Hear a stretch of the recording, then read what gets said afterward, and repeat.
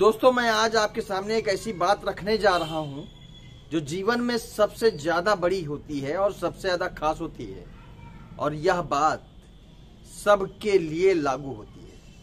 और वह बात है कि दोस्तों, अपने दिल का ना दिखने वाला दर्द किसी से शेयर मत करो। ऐसा इसलिए बोल रहा हूं क्योंकि लोग आपके ना दिखने वाले दर्द को ना तो महसूस कर सकते हैं, ना देख सकते हैं, बस केवल उस पर मजे ले सकते हैं। और यह दर्द धोखे के रूप में होता है, या फिर चोरी के रूप में होता है, या फिर कहीं से कमी के रूप में होता है। और जहां पर आपकी लापरवाही साबित होती है, लोगों को लगता है कि यार यह व्यक्ति अपने आप में कमजोर रहा होगा तभी इसको ऐसा दर्द मिला। तो आपको जिंदगी में अगर किसी भी तरीके का कोई छोटा मोटा दर्द मिलता है ना, चाहे वो धोखा हो, लालच हो, दोष हो, कहीं से भी किसी भी तरीके का हो, किसी से शेयर मत करो। उस चीज को समझो, जानो, और अपने आप में ही इतना ज्यादा कठोर बन जाओ कि लोगों को पता ही न चले कि आपके पास क्या हुआ, क्या दुख हुआ, क्या कष्ट हुआ। क्योंकि यह नुमाइश की चीज नहीं है और लोग इसको तवज्जो देने की बजाय इस पर हंसी और ठहाका उड़ाते हैं। कभी महसूस किया है कि नहीं किया है?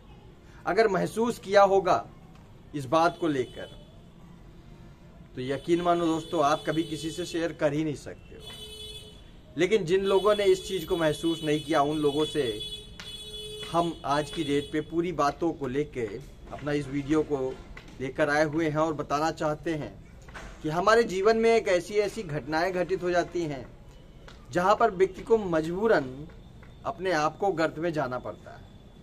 और उस गर्त में जाने के बाद व्यक्ति को हृदयात्मक रूप से कष्ट होता है, और हृदयात्मक रूप से मिला हुआ कष्ट व्यक्ति को या तो बदल देता है या तो मृतप्राय बना देता है। और बदल गया तब तो ठीक, नहीं बदला तो इंसान और परेशान होता है। वो अलग की बात है कि सठे साठ्यम समाचरित वाला हिसाब किताब लागू होता है कि सच के साथ सत्ता का व्यवहार करें, या जो व्यक्ति अपनी प्रवृत्ति में होता है उस प्रवृत्ति को ना त्यागे।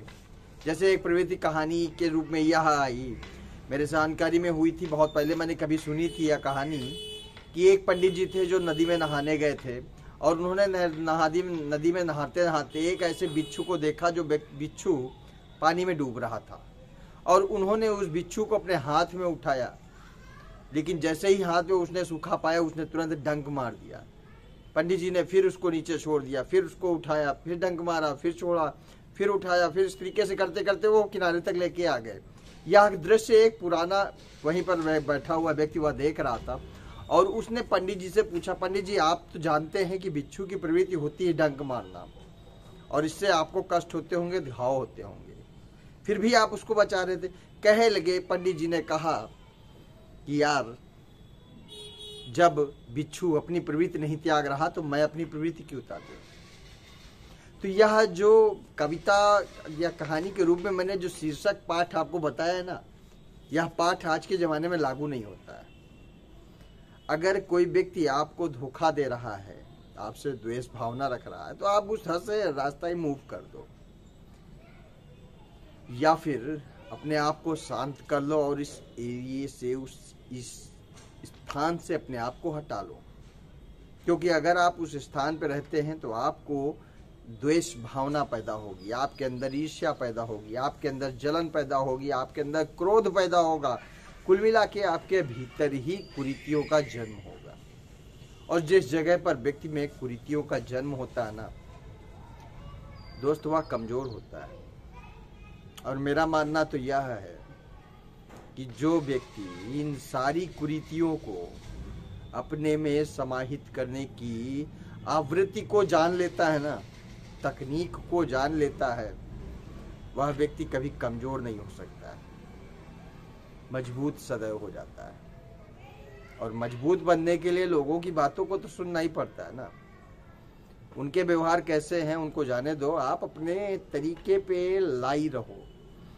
क्योंकि जिस तरीके का इस्तेमाल आपके द्वारा किया जाएगा, वैसे ही आपका नेचर बनेगा, आपका व्यवहार बनेगा और लोग आपके बारे में उसी तरीके से विचार बनाना शुरू करेंगे।